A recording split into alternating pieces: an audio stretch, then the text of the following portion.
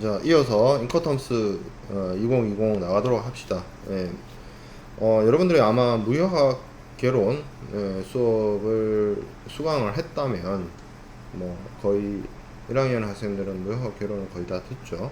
거기서 인커텀스 2020에 대해서는 이미 학습을 어느 정도 했을 거라고 생각이 듭니다. 그렇다고 해서 상무론에서 이 인커텀스를 안 하고 넘어가기에는 또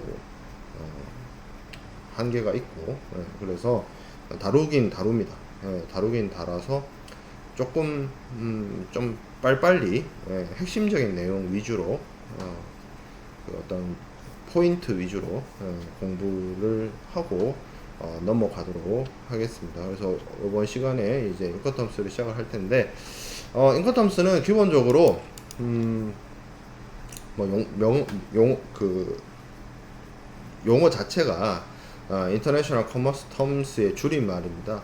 그래서 ICC 국제상업회의소가 어떤 국내나 국제 거래에 있어서 어떤 물품 거래, 트레이드의 어떤 조건으로서 만들어 놓은 하나의 어떤 규정, 규칙인데, 이것이 어떤 특정한 국가의 법률이나 국제 조약이나 협정처럼 어떤 강행력이나 강제력을 가지고 있는 것이 아니고요. 이게 민간 기구가 만든 하나의 어떤 규정이기 때문에 실제로 당사자들 사이에 적용과 관련해서는 당사자들이 이 내용을 적용하겠다라고 하는 준거문헌 내지는 합치, 이것을 준용하는 그런 내용들이 계약서상에 반드시 들어가야 적용이 가능합니다.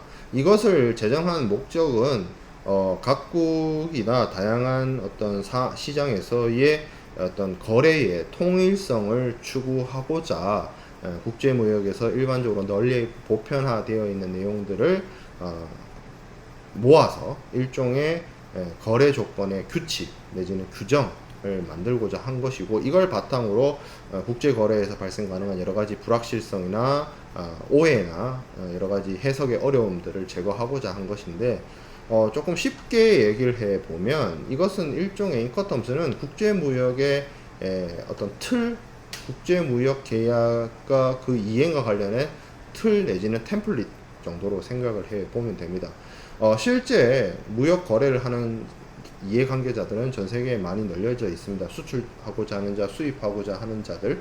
근데 그 수출이나 수입을 하고자 하는 자들이 매번 실제 무역 거래를 할 때마다 계약 내용을 논의하고, 계약 내용을 합의하고, 계약 내용을 정하고 하는 것들은 굉장히 많은 노력과 시간과 비용을 초래하는 것이기 때문에 일종의 정형화된 틀, 정형화된 규정, 정형화된 거래 조건, 그러니까 거래 조건이 딱 픽스되어 있는 거죠.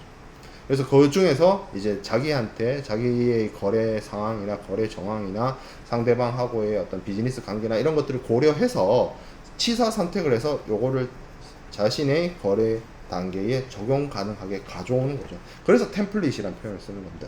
여러분들 PPT 같은 거 작성을 할 때, 뭐 물론 내가 처음부터 끝까지 PPT를 처음부터 끝까지 다 만들어도 되지만, 이미 디자인을 잘하는 사람들, 예쁘게 꾸며놓은 사람들이 만들어 놓은 템플릿을 가져다가 자신이 원하는 텍스트나 표나 그림을 넣어서 PPT 발표 자료를 만들 수 있는 것처럼, 이 인커텀스라는 것도 ICC라는 국제 그 상공회의소에서 전 세계에 무역하는 사람들한테 매번 수출자와 수입자, 매도인과 매수인이 거래 조건이나 계약 내용을 가지고 다툴 것이 아니라, 협의하고 다툴 것이 아니라 매도인의 할 일, 수출자의 할 일, 매수인의 할 일을 일종의 폼, 정형화된 폼으로 만들어 놓은 거죠. 그래서 그걸 가져다가 자신들이 필요한 부분, 자신들의 거래에 맞게 잘 활용을 하면 된다는 취지입니다.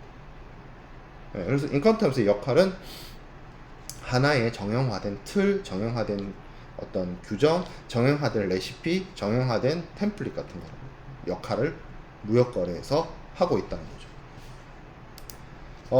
이 인커텀스는 모든 거래에 적용하는 것은 아닙니다. 물품 매매에 적용하는 것이기 때문에 전자적 형태의 무채물이나 지적재산권과 관련된 어떤 부분에 대해서는 다루지 않고 있고요. 그리고 매매 계약과 관련된 그 내용 그 자체가 아니기 때문에 어떻게 보면 운송 계약이라든지 보험 계약이라든지 금융 계약 이런 것들은 별도의 운송인하고의 운송 계약, 보험회사하고의 보험 계약, 은행하고의 여러 가지 금융 계약 이런 것들을 하는 것이지, 이것은 매도인과 매수인, 철저하게 수출자와 수입자 입장에서 매도인의 할 일과 매수인의 할 일을 규정해 놓은 당사자들, 거래 당사자들의 역할과 의무에 대해서 정형화된 틀로 만들어 놓은 겁니다. 그리고 인커텀스는 가장 민감할 수 있는 분야이고, 각국의 입법이 서로 다른 지점인 소유권 이전에 대해서는 다루지 않습니다. 그리고 이 무역 거래를 어떻게 하겠다, 당사자들의 의무에 대해서 규정을 하고 있으나, 그러한 의무가 제대로 원만하게 이행되지 않았을 때의 해결책, 그러니까 분쟁 해결이나 이런 부분에 있어서의 규정, 계약 위반을 했을 때 어떻게 해결할 것이냐, 이런 것들에 대해서는 규정을 하지 않고 있습니다. 특히 소유권 이전 같은 경우에는 우리가 앞서 제가 간략하게 언급을 하긴 했는데, 한국을 비롯한 대륙법계나 영미권 이런 데 있어서 소유권의 이전과 소유권의 개념에 대해서 조금 법리적으로 다른 부분이 있어요. 그래서 국제상업회의소가 인커텀스에다가 소유권 이전과 관련된 내용을 집어넣기에는 서로 각국의 입법이나 이런 것들이 상충되거나 충돌할 수 있는 문제가 있기 때문에 그런 민감한 부분을 빼버렸습니다. 그러니까 이런 민감한 부분을 빼버리니까 영미권에 기반으로 하고 있는 거래 당사자든 한국이나 일본 같은 나라에 있는 거래 당사자든 민감하거나 서로 상충될 수 있는 부분을 제거했기 때문에 폭넓게 전 세계적으로 사용되어질 수 있다는 장점이 있는 것이죠.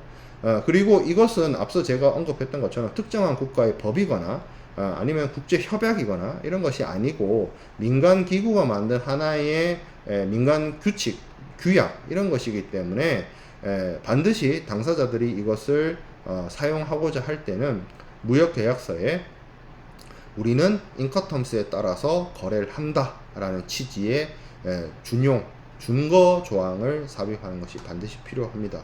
그러니까 인커텀스 그 자체로는 이것이 강행력이나 강제력이 없어요. 매도인과 매수인이 반드시 따라야 될 의무가 없다는 겁니다.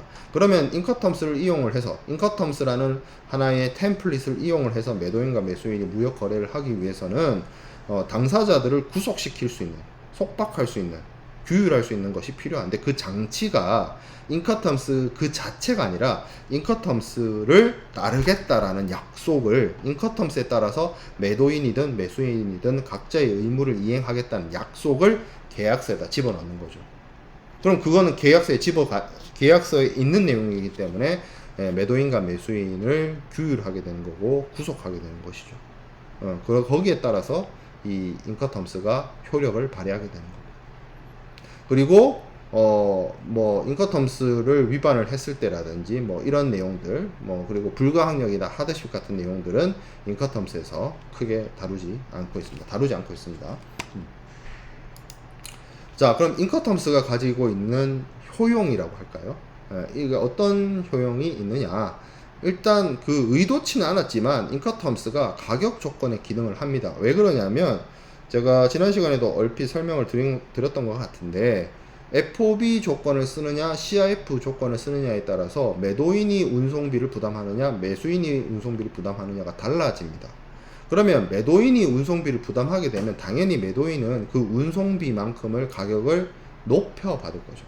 쉽게 말해서 우리가 인터넷 상거래를 할 때 전자 홈쇼핑 인터넷 전자 상거래 업체를 통해서 물품을 구매할 때 택배비를 포함시키게 되면 전체 내가 결제하는 금액이 2,500원이 더해지죠.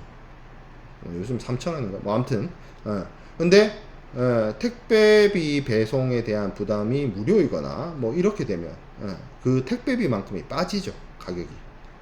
그걸 의미하는 겁니다. 그래서 국제무역 거래에 있어서도 주 운송 구간의 운임을 누가 부담하느냐에 따라서 가격이 달라지기 때문에 그러면 그 운송 구간의 운임을 누가 부담하는지가 인커텀스에 있는 조건에 CIF냐 FOB냐에 따라서 달라지게 되거든요. 그러면 어떠한 인커텀스 조건을 선택하느냐가 물품의 가격이 달라지게 되는 원인이 된다는 거죠.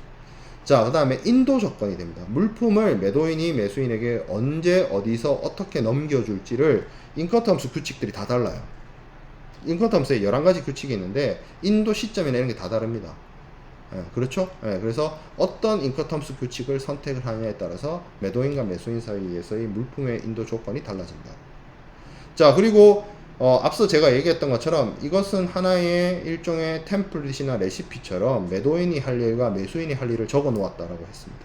그러면 이 인커텀스에 있는 11가지 규칙 중에서 어떤 규칙을 선택하느냐에 따라서 매도인의 역할과 매수인의 역할이 달라집니다. 그래서 각자의 해야 할 일들을 규정을 해 놓았다는 점이죠. 인커텀스 2020은 전체 11가지 규칙이 있습니다. 그거를 크게 두 부류로 나눕니다. 첫 번째는 단수 또는 모든 운송 방식에서 사용할 수 있는 것. 그러니까 운송 방식 구애 없이 쓸 수 있다는 그 뜻이고, 또 하나는 해상 혹은 내수로는 강이나 운하를 말하는 거예요. 그런 데서 운송하기 위한 규칙이 존재합니다. 물론 이게 앞서 제가 얘기했던 것처럼 인커텀스가 강행력이 없기 때문에 뭐 반드시 해상 내수로 운송은 이것만 써야 된다. 이거는 그렇진 않아요. 주 운송 구간이 해상 운송이라도 할지라도 뭐 그것이 복합 운송으로서 적용이 된다거나 하는 경우에는 이 위에 있는 방식을 써도 됩니다. 어떻게 보면 이렇게 나뉘어져 있는 거는 반드시 해상 내수로는 이걸 쓰라라기보다는 이 인커텀스 2020을 만든 국제상업회의소가 자신들의 편리함을 위해서 카테고리를 이렇게 나눠 놓은 겁니다. 그래서 단수 또는 모든 운송 방식에 사용할 수 있는 운송 방식에는 EXW, FCA, CPT, CIP, DAP, DPU, DDP 이렇게 7개가 있고요. 해상 내수로에 사용할 수 있는 규칙은 FAS, FOB, CFR, CIF 이렇게 4가지가 있습니다. 보면 이 알파벳 대문자 3개로 3글자로 이루어진 조건들이 11가지가 있고요. 여기 보면 앞에 글자가 E로 시작하는 애가 있고 F로 시작하는 애가 있고 C로 시작하는 애들이 있고 D로 시작하는 애들이 있습니다. 인커텀스 2020 이전의 버전인 2000 버전, 이게 이제 최근에 인커텀스가 10년 주기 개정을 했는데요. 2020이 있었고 2010이 있었고 2000이 있었고 1990, 1980이 있었는데 인커텀스 2000까지만 하더라도 이 앞에 세 글자 중에 첫 번째 글자가 무엇이냐에 따라서 카테고리를 4개로 나눴어요. E, F, C, D 이렇게. 근데 2010부터 이렇게 운송 방식에 적합한 운송 방식에 따라서 크게 2가지로 나누고 있습니다. 인커텀스는 최근에 작년인 2020년에 개정이 되었고요. 그러면 차후의 개정은 2030년, 2030에 할 가능성이 뭐 확정적이지는 않지만 통상적으로 관례적으로 10년 주기 개정을 하고 있기 때문에 2030이 다음 버전이 될 가능성이 매우 높습니다. 자, 그러면 이 11가지 EXW부터 CIF까지 이 각 규칙은 어떤 식으로 구성이 되어 있느냐, 하나의 규칙, 예를 들어서 EXW를 선택했다라고 치면 EXW는 그 앞에 설명과 함께 EXW 조건이 무엇이다 라는 걸 설명하는 부분과 함께 매도인의 할 일, 매수인의 할 일, 매도인의 의무, 매수인의 의무가 규정이 되어 있어요. 그래서 매도인의 의무는 10가지, 매수인의 의무도 10가지. 서로 데칼코마니처럼 서로 대칭되게 이렇게 규정이 되어 있습니다. 그래서 매도인의 의무는 A1 일반적 의무부터 A10 통지 알려주는 것까지, 매수인의 의무는 역시나 마찬가지로 데칼코마니 대칭되게 B1의 일반적 의무를 규정을 하고 B10의 매수인이 매도인에게 알려야 하는 것들, 이런 식으로 규정이 되어 있어요. 그래서 EXW의 A1부터 A10, B1부터 B10, 그리고 뭐 그 다음 조건에 예를 들어서 이것이 뭐 CIP다, CPT다 라고 하면 그 CPT의 A1부터 A10, CPT의 B1부터 B10 이런 식으로 각각 규칙을 선택을 할 때마다 템플릿처럼 매도인이 할 일과 매수인이 할 일이 10가지가 딱 규정이 되는 거죠. 거기에 따르면 되는 겁니다. 이 인커텀스를 이용하는 사람은 그런 메커니즘으로 되어 있다. 자, 인커텀스 2020이 작년에 개정됐기 때문에 사실 여기 있는 내용은 이것이 2010에서 작년에 2020으로 바뀐 거죠. 그 바뀐 특징, 뭐가 바뀌었냐에 대한 내용. 그래서 2010 버전하고 2020 버전을 여러분들한테 제가 뭐 2010 버전을 가르칠 생각은 없고요. 여러분들이 뭐 배워야 할 필요도 없는데, 다만 그건 있죠. 내가 2020 버전을 배우면 이게 기존 버전 2010 버전하고 비교해 봤을 때 뭐가 달라졌는지 정도는 알아야 돼요. 어떤 부분이 바뀌었는지, 바뀌어서 지금 2020 버전이 됐는지 이런 정도는 이해를 해야 되는 부분이긴 한데, 그 내용을 좀 살펴보면 기본적으로 요 각 조항들의 내용들이, 각 조항의 내용들이 좀 바뀌었습니다. 규정의 어떤 이 순서들이, 쉽게 말하면 조건이나 의무사항들의 순서들이 조금 바뀌었어요. 그리고 FCA 조건이 있는데, FCA는 뭐 뒤에서 다시 얘기를 하겠지만 본선 적재 선화증권을 발행할 수 있도록 바뀌었습니다. 그 부분이 뒤에 가면 나옵니다. 그리고 이 매도인의 비용, 매수인의 비용, 서로 어떻게 돈을 부담해야 되는지에 대한 내용을 통일을 했어요.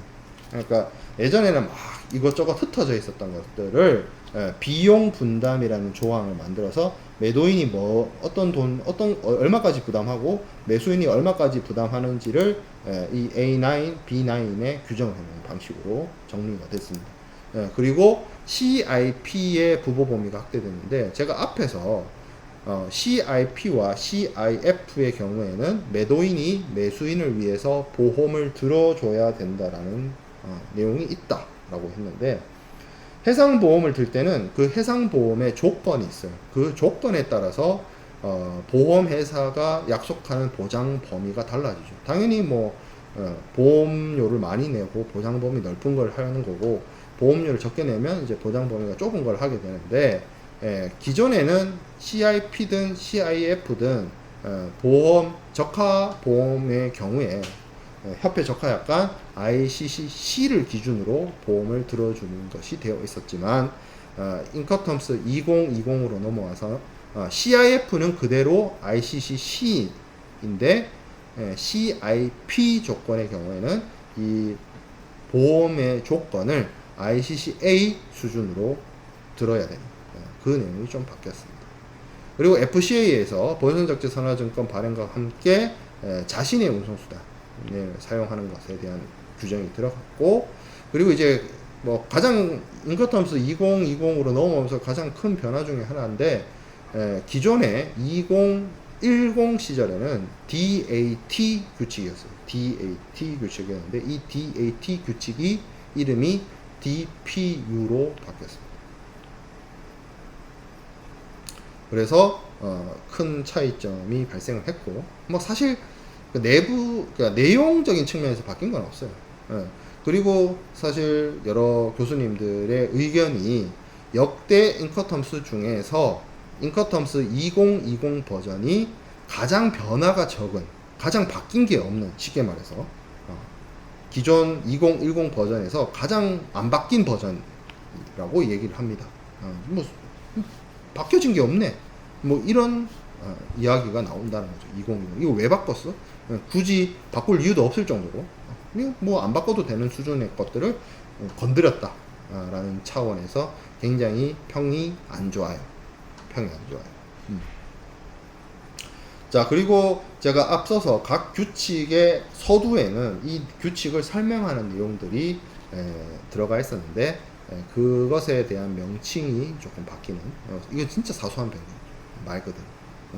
그래서 이런 변화를 통해서 인커텀스 2010에서 2020으로 바뀌게 되었다는 거죠.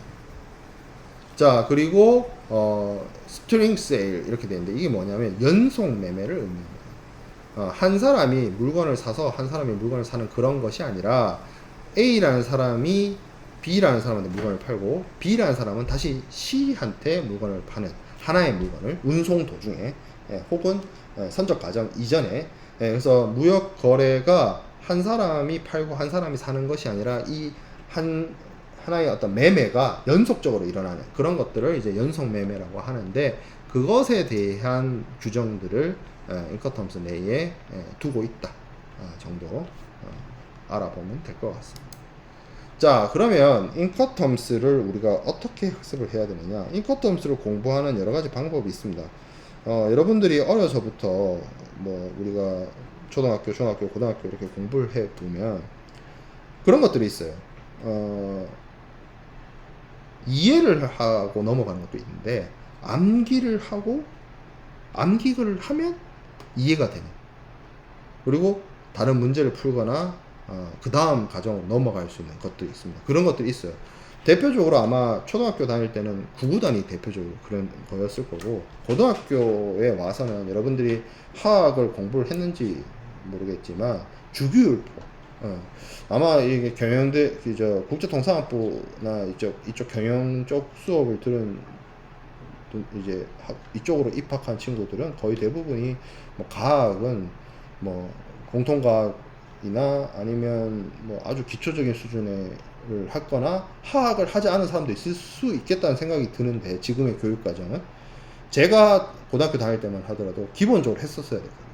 그 뭐 영역별로 뭐 과목별로 수능을 치던 시절이 아니었기 때문에, 제가 수능을 보던 시절에는 총점으로 전체 수능 과목의 총점으로 대학을 가던 시절이었기 때문에 저도 뭐 수학 같은 경우에는 미적분이나 확률 통계나 다 공부를 했었는데, 특히 이 과학 중에서도 화학 분야가 있는데, 화학에 가보면 주기율표가 있어요.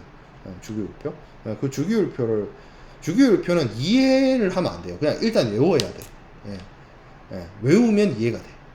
뭐 그런 거였단 말이에요. 인커텀스도 어떻게 보면 무역학을 이해하고 공부하는 데 있어서 주기율표 내지는 구구단 같은 개념입니다. 그래서 무역학 개론에서도 공부하고 상무론에서도 공부하고 뭐 그러는 거예요. 자, 그러다 보니 이 인커텀스를 어떤 관점에서 볼 것이냐가 중요한데, 저는 항상 이야기하는 게 그림으로 이해하라. 인커텀스는 그림으로 이해하는 거라고 강조를 해요. 그래서 어떤 그림과 어떤 포인트로 이해를 해야 되냐라고 하면, 일단 이게 수출과 수입이기 때문에 기준점을 수출에서부터 시작을 하면 됩니다. 셀러 중심으로. 그리고 어떤 지점이 있어요. 포인트가 있어요. 어떤 선이 있어요. 어떤 딱 그 지점. 인커텀스 11개의 규칙의 핵심적인 그 어떤 이 11가지 규칙을 구분하는 포인트가 있는데, 그게 어떤 지점이라는 거예요. 그게 무슨 지점이냐? 위험의 이전 지점입니다. 이 위험의 이전 지점에서 물품이 매도인에서 매수인에게로 인도되고 위험이 이전하는 겁니다. 물품이 매도인에서 매수인에게로 그 기속이 바뀌는 넘어가는 그 지점이 매도인과 매수인의 위험 부담의 분기점이에요. 왜 위험 부담의 분기점, 위험의 이전이란 점이 무슨 얘기냐면, 그 포인트를 기준으로 그 전에는 물품이 파손되거나 멸실되거나 손상이 되었을 때 매도인의 손해였다면, 그 지점이 넘어가는 순간부터는 매수인의 손해고 매수인의 비용이고 매수인의 책임이다. 그 포인트. 그래서 11가지 인커텀스 규칙이 다 그 포인트가 다르단 말이에요. 그 포인트를 이해하면 됩니다. 그러면 11가지 규칙을 다 알게 돼요. 그리고 우리가 앞에서 A9, B9에서 매도인의 비용 부담과 매수인의 비용 부담을 규정해 놨다는 걸 얘기를 했는데, 거의 대부분, 그러니까 알파벳 대문자가 E, F, D로 시작하는 애들은 이 앞서 얘기한 위험의 분기점, 물품의 인도 지점이 곧 비용의 분기점이에요. 그러니까 매도인은 거기까지의 모든 비용을 책임을 지는 거고, 매수인은 그 이후 발생되는 모든 비용을 책임을 지는 건데, 다만 알파벳 대문자 C로 시작하는 애들은 이야기가 조금 다릅니다. 그 외에도 우리가 봐야 되는 부분이 수출 통관을 누가 하느냐, 수입 통관을 누가 하느냐, 뭐 이런 부분도 체크를 해 둘 필요가 있습니다. 자, 그러면 조금 끊었다가 본격적으로 인커텀스 2020에 대한 주요한 내용들을 나가 보도록 하겠습니다.